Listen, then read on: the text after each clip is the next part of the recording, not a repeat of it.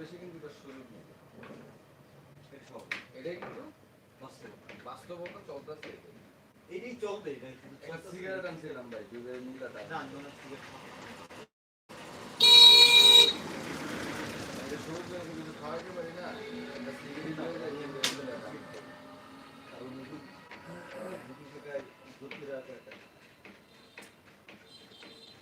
কারণ এই তো দেখি না আমি পরিশ্রম করে আমার কাস্টমার যা খাই আমি আমরা তিনজনে খাই ভাই। আচ্ছা দেখ না না আগে এটা জমা পাবো পরিশ্রমের মাত্রা একটু দেখি আপনার তো আড়াই টাকা।